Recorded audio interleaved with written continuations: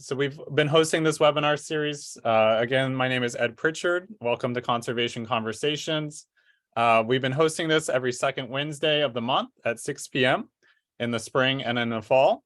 A few housekeeping items before we go ahead and get started. Everyone in this webinar is currently muted and videos are off. We ask that you guys type any questions in the chat box, which I will be moderating throughout the presentation. We will have time after for Q&A with tonight's speaker. So again, if you have any questions, you can hold them or go ahead and type them in and I'll pose them to our speaker tonight when we wrap up. Again, a reminder that this webinar is being recorded and a link to this recording will be sent out within the next few days. So that way you can share it with anyone who wasn't able to make it or watch it later on. Please do follow us on social media. This is where we advertise our webinars and where we'll be announcing our lineup for this coming fall. We usually start back up in August. And so from there, you'll be able to see those webinars and the topics, as well as other related content to some of these conservation conversation presentations. You can also sign up to receive an email reminder of those topics when they come available. I'm going to put Anna's email in the chat. She is the one that will send out that reminder and that information. Now, without further ado, I'm going to turn it over to tonight's speaker, Michael Cugno. Take it away, Mike. Thank you, Ed. How do I sound? You sound great. All right, good. Again, thanks, Ed, and thanks for the opportunity for me to share fishing in Flamingo by Skiff, Kayak, and Paddleboard. It took a lot of years to learn what I'm about to talk about, and I hope someone can learn from it. So my name is Mike Cugno, and my journey began when I was about 9 years old in the Everglades and Big Cypress National Preserve. I was born in Miami, went to high school and college here, graduated from the Master Naturalist program over at Rosenstiel. I'm retired and I worked locally for 40 years. But while I was working in the corporate world, I began volunteering at Biscayne and Everglades National Parks.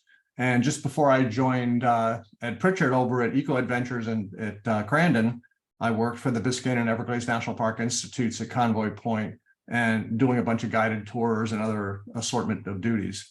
I've never had really the desire to live anywhere else because our state, national, and county parks are just tremendous here in South Florida.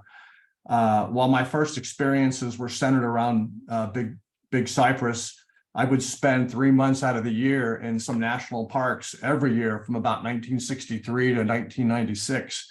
So those national parks were the Chattahoochee, the Cherokee, and the Smoky Mountains. At Flamingo, my dad and his really good friend Tony first brought me down there in the really early 1970s. I was still in high school, and they were showing me how to get up on the flats and sight cast for redfish and snook.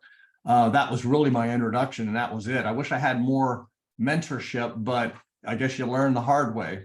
But really, fishing was great, but there were so much other things that I was seeing there that it got to the point where I was carrying a camera every time I went down there.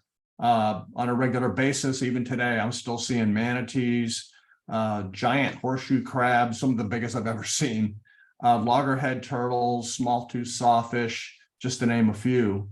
There's a lot more to Flamingo than fishing, that's for sure. And the birds on the mudflats at low tides can be by the thousands, both out front of Flamingo and up in areas like Lake Ingram. It's not unusual to see both an American crocodile and an alligator on the same mud flats, which I've done many times. So the drive down to Flamingo from South Dade on the turnpike, once you get down there through the entrance at Co, it's a nice drive, but it can be breathtaking, especially early in the morning. There's some beautiful scenes to see. It is a very primitive place, so you have to be prepared, which I'm going to touch bases on. If you get a chance, go with somebody, hire a guide, it's well worth the money. So the area that I'm going to be talking about is specifically at the end of the long road to Flamingo. And for me, it's about a 65-mile drive, but if you can believe it, the Takesa Indian, which were part of the Calusa tribes, would travel by Cypress Canoe from the mouth of the Miami River all the way to Cape Sable. In fact, Cape Sable has some of the longest man-made dug Native American canals in the United States. In fact, I think one of them is 3.9 miles long, and that goes all the way to Bear Lake. But the first settlers weren't us fishermen. It were some people who decided that they would grow vegetables, produce charcoal, and ship it to Key West. They did some fishing as well. But in order to establish a post office down there, they had to come up with a name. So they came up with Flamingo. And that's because of the large number of flamingos that they used to see down there. So there used to be a pretty large amount, but that closed at around 1909. So today, Flamingo is going through some really nice improvements by the national park. They've created some eco tents. They've got some new hotel kind of accommodations that are still being put together. They have some great places to camp. So to start off, this first picture that you see here was taken East Cape Sable. These are great American pelicans on a sandbar on an outgoing tide. This was taken from my skiff. It's about 20 minutes north of Flamingo. So my introduction to my kids with Flamingo is started at their very young age. You hear they're about 5 and 6 years old. They're with me holding a permit caught down in the Flamingo area. So what I'm going to touch on is the rules and regulations, permits, charts that you could use. I highly recommend safety equipment. Bring things like a camera, lots of food and water. Sunglasses are a must. Talk a little bit about tides and weathers and a lot of my wildlife encounters. So, and one little story about Murphy's Law. This picture here is of a tarpon, baby tarpon. This was caught in Bear Lake on my Jackson kayak. So that was one of my kayak outings. And that took about 45 minutes to get to that lake down from Flamingo. There is access down there. So on the way down, for people who have never been there, you're getting off the turnpike, you're going to see this sign. It's famous in my mind. We've got 4 national parks or preserves here. If you keep on going straight, you're going to go to Key West, and off Key West is Dry Tortugas. If you hang a left and go east, you're going to go to Biscayne. If you hang a right, you go west, you go to Everglades National Park. So once you see that sign, you know you're on your way. This picture to the right, this is actually a colorized photograph that my grandfather took. He was a journalist and a photographer for the Herald and the News here in Miami. And this was a picture at Hialeah Park where flamingos were famous in the day. That park started around 1925, and this was a 1940 picture. He kept his newspaper article, so I thought I'd throw that in just to say hello to flamingos. So I've got a couple of charts here. You can also download these as a PDF or pick them up in different places, for instance, the Co-Visitor Center. This is a very, very handy tool that the National Park at Everglades provides. It's color-coded, and the colors will actually indicate different kinds of environments. I think there's about 7 different kinds of environments down there, from mangroves to pine rocklands to sawgrass prairies. It's amazing. But I'm talking for this presentation right out front of the Flamingo Visitor Center. And for the most part, I'm fishing on either the flats boat or the kayak or the paddleboard right out front around these keys that you see on the rendition off to the right here. So one of the things that I highly recommend, and if you're going to operate a boat down in the Everglades, the Park Service does require you to go through a boater education program. It's very easy. It's informative, not difficult. I don't even think it costs anything to take, but it's handy to have if you're going to operate a motorboat vessel down there, because the rangers may check you.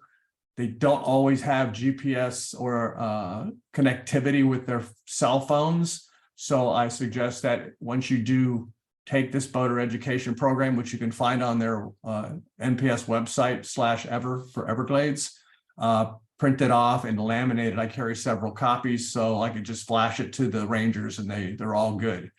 If you're going to go fishing down there, even if you're not, and if you're going to go paddling around, it's good to have several fishing charts or top spot charts that you can pick most of these up at places like West Marine. This stuff is invaluable. It'll give you information from people who on a regular basis go down and fish these areas. It's very important that you know the colors of the water down there. They're quite different from the Atlantic. So it's good to have these charts, even to look at them before you go down and study them, talk to people, learn from them. So another thing I would highly suggest is I go to the FWC website and I always review the saltwater and freshwater regulations, because you have both down in the Everglades and the Southern Everglades. If you're fishing in 9 Mile Pond, for instance, that's brackish to fresh, that has one set of rules. And then as you get to Flamingo, that's pure saltwater. And it goes out, to, of course, to Florida Bay and to the Gulf of Mexico. So on also the website, I actually print off to the far right here, those are saltwater fishing regulations. These things change every 6 months. So the changes are going to be in red. I usually print these off and carry them with me. There are sometimes I'll catch a fish or I'll see something and I don't recognize it, and this is a good reference for that. So one of the things that I've started to use in the last few years, especially when I'm navigating the skiff or if I want to take a long trip in a kayak, I go to Google Earth and I study it very intently. In the instances of both of these keys, these are both right out front of Flamingo, Club Key on the left and Murray Key on the right. For instance, Murray Key, you see a red line going through there. Well, that's where I paddled one day, and I was checking and tracking myself for later use. But you can see some blue lines there to the left of Murray Key. Those are deeper channels. So I know that that's a passageway. And you can see one line to the left going straight down. That goes all the way towards Sandy Key, about 6 or 7 miles from Flamingo. But what's important about these channels is at high tide, these places are great for fishing. When it's low tide, there are places that the wildlife like to accumulate. A few years ago at a low tide, I was paddling, and there are places down there called potholes, and the potholes are sandy bottoms, sand and mud, and they're surrounded with seagrass, turtle grass. And as I was paddling over one of these potholes, I didn't see that there was a crocodile sitting in it, and I paddled right over the top of it, and we both kind of freaked out at the same time. He slapped my kayaks twice, and then I kept going. I counted 100 paddles before I stopped. So sometimes you get a surprise when you're paddling down there, but I have never had a problem with the wildlife. So Google Earth is a great place to use to check out possible areas of wildlife. For instance, there's another key called the Oysters Keys. It's several keys right out in front of Flamingo. You can go to Google Earth today and zoom in on it. You can see that there's white pelicans on the beach there. So it's a great photograph opportunity, especially if you're in a kayak or a paddleboard where it's very stealthy. You probably get a lot more pictures. Oh, I also carry an app, and it's called Fish Rules, and it's put together and it's been growing ever since it came out a few years ago, and very productive. And if you're unsure about a species, you can, down at Flamingo, you'll have connectivity and you'll be able to pull up this app and you'll be able to check, for instance, what's the legal size of gray snapper and what's the bag limit? You know, what's the aggregate? And is it in season? Very, very helpful. There's 2 renditions of this snapshot, one to the left with the mangrove and then a tarpon on the right. So you can see here, tarpon or open season, that means you can catch them, but you're really not supposed to keep them. So this is the fleet that I'm using right now. I've actually added to it, but the flat skiff up at the top, is where I can range pretty far. It draws about 10 inches of water. I use a trolling motor on the bow, and I like to use this a little bit farther up the coast or along the shorelines, fishing at the high tides under the mangroves. The craft in the middle, the aqua blue color, that is believe it or not, that's a paddleboard. And it's the most stable paddleboard I've ever fished from. You can't even flip it. It's extremely comfortable. It moves very fast. And if I'm in a lazy mood, I can actually take a lithium battery with me and put an electric trolling motor on the back. So if you do that on a paddleboard or a kayak, you do have to register it with the state of Florida. That's a law here. The bottom photograph is my Jackson Mayfly. Both of those crafts are for fly fishing. I do a lot of fly fishing down there. Both stable, I can stand, and both very, very comfortable. So if you do go down there and you get very involved with either fishing or just touring, get something that's comfortable that you can be out in for hours at a time. So this is a snapshot of the marina at Flamingo. They have a really nice setup there, very well maintained. They have a really nice kayak launch area right behind the skiff that I'm standing next to. And that particular marina area there, you may not have to go very far, because that marina most of the time has manatees in it, and quite a few American crocodiles frequent in there.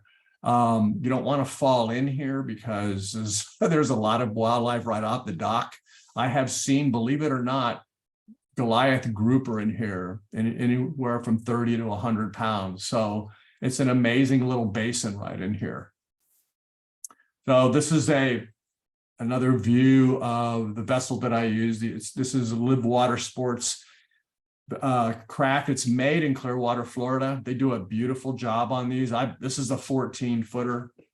I actually had it customized to where I have in the hull storage, and I've kind of set it up like a little boat. If I'm not paddling, I have a push pole there that I can use as well. Extremely maneuverable. Weighs about 65 pounds. I just slide it into the back of my truck. This is a 9 Mile Pond photograph of my son. We were fishing in there. He was on the Jackson. Again, a very comfortable piece of equipment. Moves very quickly. Recently, I paddled this thing down 13 miles of the Turner River down to Everglades City and the Gulf Coast Ranger Center there. So it's not great for long distance. I made it, but it's a great and comfortable vessel to fish from and tour from. Safety. Anytime you go to Flamingo, think about safety.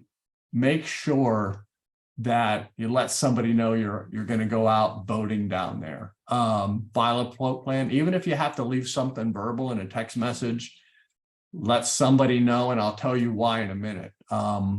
In the middle snapshot, this is some of the equipment that I regularly bring with me, a pair of marine binoculars so I can see a lot of the wildlife up on the flats. That's a VHF radio. Very, very handy. It's got a weather channel on it. Perfect for hearing about something that may be coming that you don't know it's going to be inclement weather. Up at the top in yellow, that is a personal locator beacon. I've never had to use it since I've owned this thing for 8 or 9 years. I just changed the batteries out, but this connects up to a satellite, military satellite, that if you're in trouble and you press a button there after you deploy the signal, it'll get to them within seconds, and it'll start broadcasting your position. You do have to register that, and you basically tell them who you are, where you're from. So, and then they'll have contact information on there for emergency purposes. Great thing to have. Whether you're in a boat or whether you're in a kayak or a paddleboard, bring spare tools if you can. Make sure that you're totally compliant with the Coast Guard regulations, type 4 cushion, flares if you need it. I highly recommend a first aid kit. and highly recommend Gatorade, water, and food, because sometimes you can be caught overnight. So the reason why I talked about the float plan years ago, I had an invitation to go fishing with a captain, brand new engine on his boat. He changed his float plan. He decided to go to Flamingo instead of Key Largo. I told my wife where we were going, and we did not come back. What had happened was we ran over a trap and didn't know it, and it spun the hub on the prop. So we were offshore for about 48 hours. And of course, the wives were absolutely losing their minds, thinking we were in trouble, which we kind of were, but we anchored offshore. It was a change of time at that time. And so back then we didn't have GPS, we had Lowrance C. So the captain knew where we were. We just anchored out. The wives consulted, they called the Rangers down there, they found our truck, and about noon or 1 o'clock the next day, they found us. They flew over us with a airplane, and we fired the flare. So you have to be prepared, even if you go out front. So I highly recommend that if you're going to go down there, one of the main things that will help you immensely is sunglasses. And the sunglasses will help you navigate the area, understand the terrain, the underwater terrain, also keep you from getting tired, and it protects your eyes.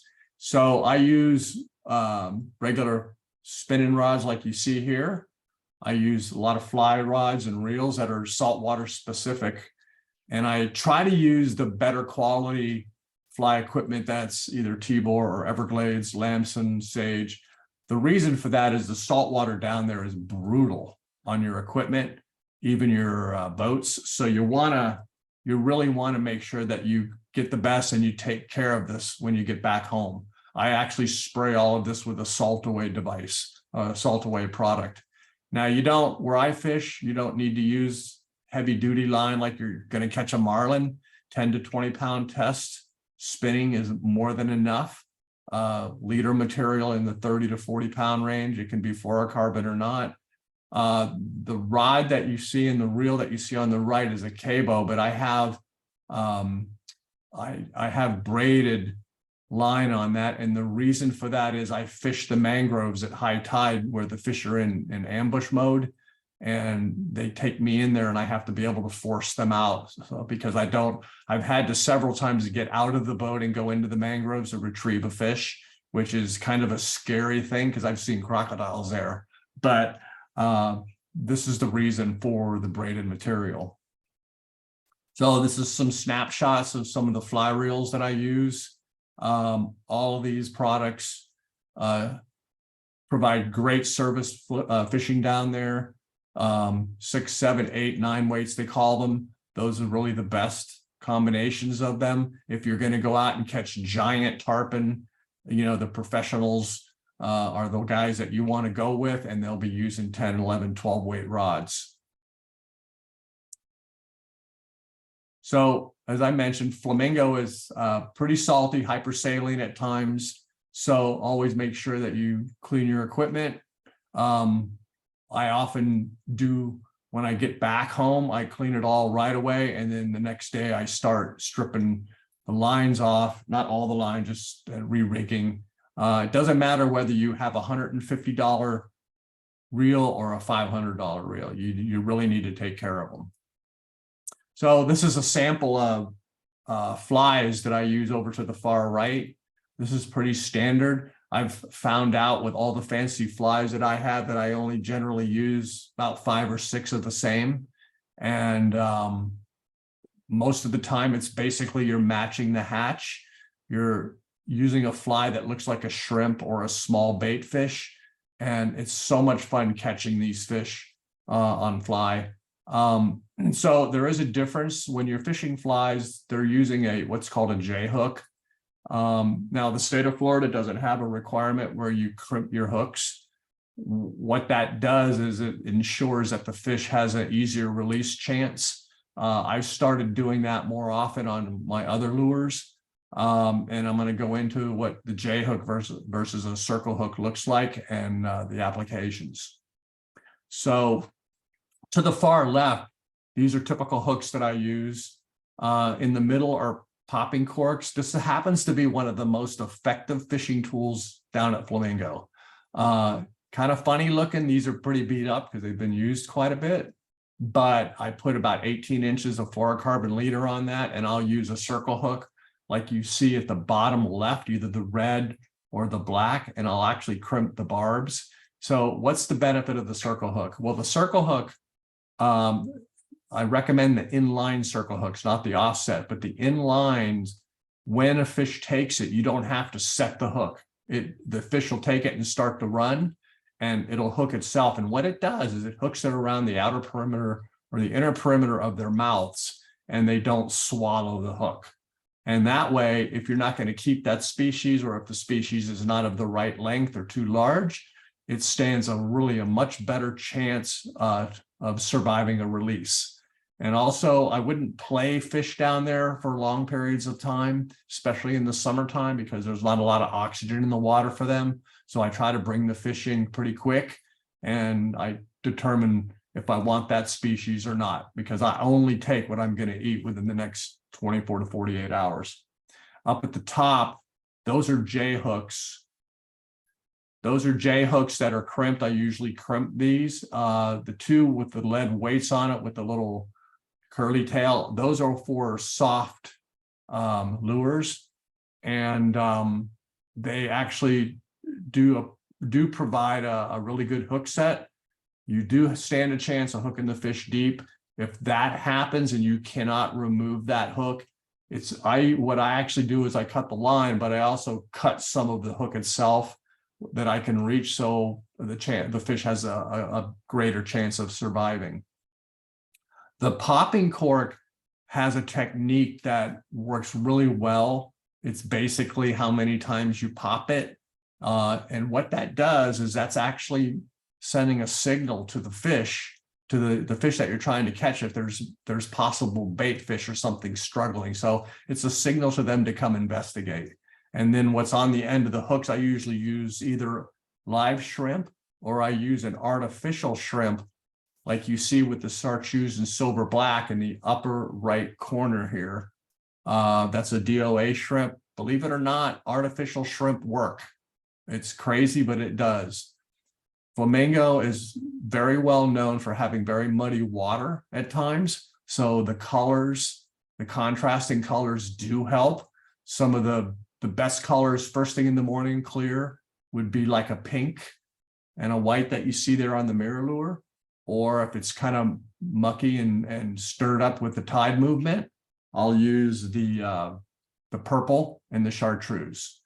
My favorite lure over there is made by DOA. It's called a terrorize. Those are what you see as the bottom two little fish. I have had great success there with using these. And if you look at the photograph from, this is on my Skiff, the lower left, that's a 48-inch snook I caught on one of those terrorize. And up at the top, that's from fishing from the Kayak. That's a Goliath grouper I brought in. I didn't touch it. I didn't take it out of the water. It's a good idea not to take them out of the water if you can avoid it.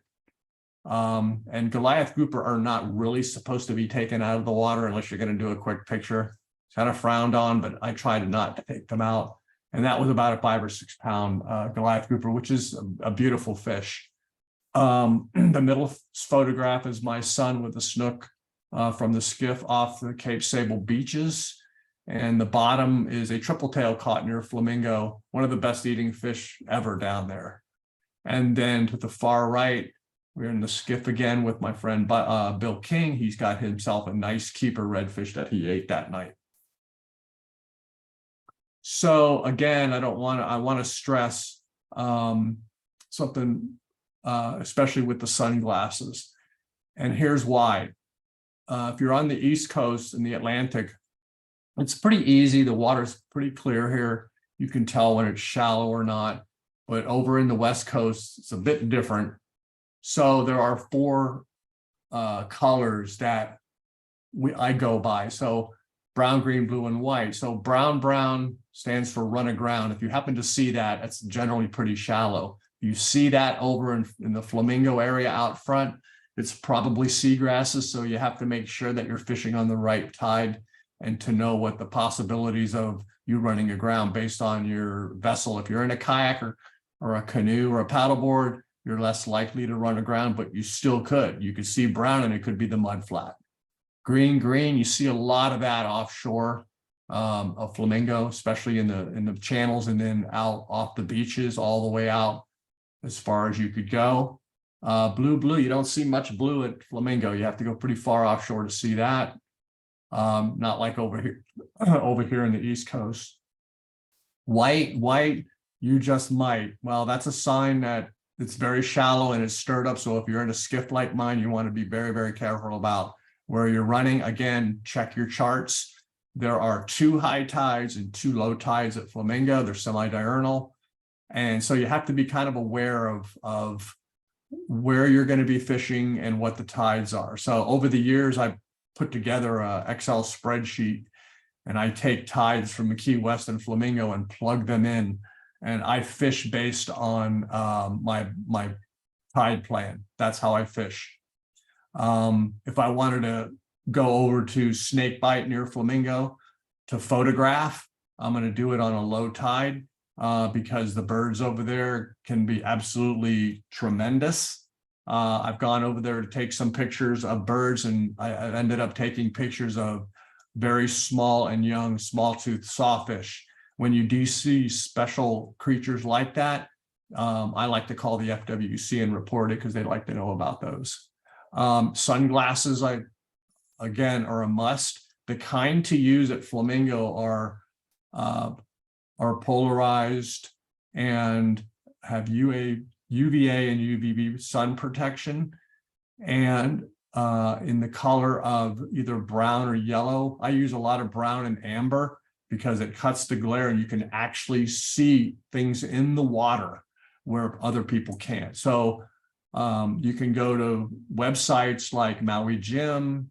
I use Maui Jim, I use Smith, and I use Costa's. You can go to their websites and they have great recommendations there for you. Okay, so believe it or not, the tides make a difference, but so does the wind. It can be a wind direction that can actually blow the water off the flats for longer hours than it normally would be. So it's always great to check what the weather's going to be, whether you're paddling in the backcountry or out front. If you're going to be paddling out front, it's really good to know because sometimes paddling into a southwest wind or a west wind can be a problem getting back to Flamingo. So it's good to know what the impact of the wind is going to be and the direction. This photograph at the upper right corner, I was paddling. This is up near East Cape Sable. There's a roseate spoonbills at low tide. I couldn't have gotten closer if I was in my flat skiff. So here's an advantage with the kayak. The picture on the lower right corner, that's an American crocodile. And that's in a canal at East Cape Sable, again, using my kayak. So I was at an outing in Lake Ingram one day, and my son thought he saw something coming out of the tidal creeks. And sure enough, it was a huge crocodile chasing my bobber, as you can see. So they're really kind of skittish. As soon as he saw our skiff, he just settled to the bottom. But he was very, very beautiful, but very dinosaur-like and very scary looking. So that was I still remember that day.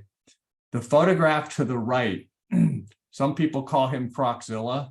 I'm not sure what his name is, or she. I think it's a male, but this is sitting right at the kayak and canoe launch at 9 Mile Pond on the way to Flamingo, which I fish a lot. This guy sat there from 9 in the morning till 1 in the afternoon. Whoever his dentist is, they're doing a good job. I've had one report where one of these big crocs down there actually had an alligator in its mouth of about 5 feet long. So again, you never know what you're going to see down in the Everglades. So I love to catch the sunrises down there. This is the sunrise looking east towards Key Largo, and the left part of the land, that is Christian Point, and then Joe Kemp Key to the right, and the sun, of course, coming up. Now, these pictures were taken as well down at Flamingo. There was a young osprey, little green heron, and a barred owl taking a look at me from the branches. In the backcountry, you never know what you're going to see. This is a butterfly at orchid, I believe. This was taken in Bear Lake on a dead mangrove that's out into the lake about 30 or 40 feet off the normal shoreline. I think this particular creature, this particular plant, or the mangrove, probably died, and this orchid has been surviving all those years. Again, that's in Bear Lake.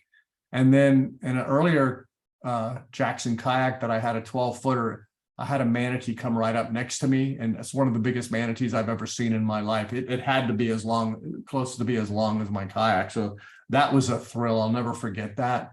When that tail came up to the surface, it was wider than my kayak. And then when he kicked it in, he moved quickly. So very fast. So I'm not going to go over this. I've got glossaries of terms that you guys can see later.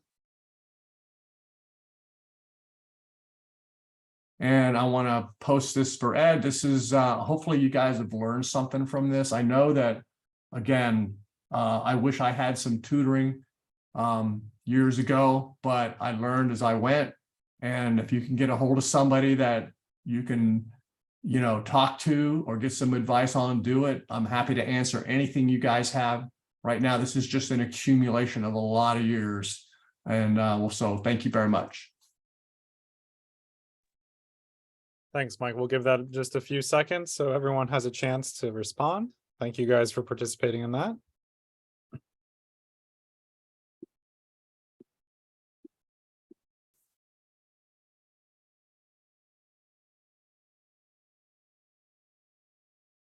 Great, thank you guys.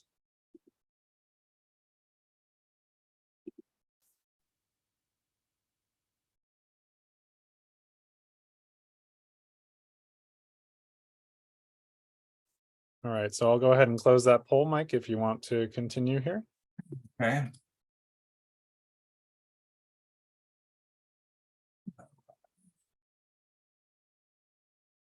So I talked about all kinds of different creatures, and there is one that's down in the Everglades that is causing havoc.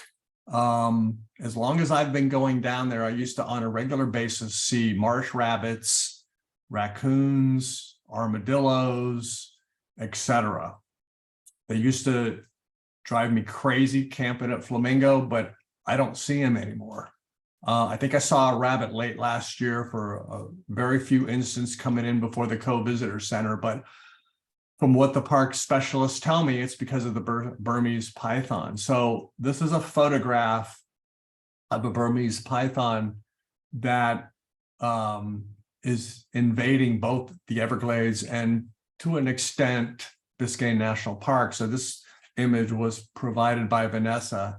She's down at Biscayne, and this was on a buoy that had a water monitoring device on it. This is in Biscayne, but I wanted to show you a picture of it because I have been told by several captains that they have actually seen them swimming out from the mainland at Flamingo out to the Keys, to the islands out front. And that's very disturbing, because if they start to wipe out, the bird population out there, it's a real issue. So I don't know what the official status is on whether the rangers have started getting reports on it, but I know the guy that saw the python, he caught it with his cast net and brought it into the boat, which was crazy. But they're not venomous, but if you do encounter one, try not to catch it unless you have someone that knows what they're doing, because they will bite you. They're very aggressive and their teeth break off and you can get an infection from it. So I have only seen one or two in my lifetime down there since the 70s, but that is because they're so stealthy that you could walk right by them and not even know they're there. But there are there's a lot of activity going on with catching them. I believe they're all caught live and then they're brought back to the FWC. There's both men and women teams catching these things all the time. There's even some television shows on it, but so they're a scourge, of course. The only turtle they seem to be leaving alone are the little mud turtles that I see down at Flamingo at certain times of the year. But if you see one, report it. If you're down there, report it as soon as you can, and give the rangers GPS coordinates if you can. So I'd like to open up. If you guys have any questions on any of this, please let me know. Great. Thank you so much, Mike, for sharing so much helpful knowledge and your experiences to, get people out and exploring South Florida. It's now almost 6:45, so if you have to leave, that's fine, but we will be staying on to answer questions. So I see you guys have already sent some questions to us. But just as a reminder, before we jump into that, this webinar was recorded. We'll send out this link in the next week. We do hope you'll join us. Again, we're going to take a little break for the summer, and then we're going to resume this series on Wednesday, August 9th. So keep an eye on our social media. Our handles are listed here on this slide, or you can email Anna, and that way we can share with you once we have our lineup finalized for the fall. All right, so let's go ahead and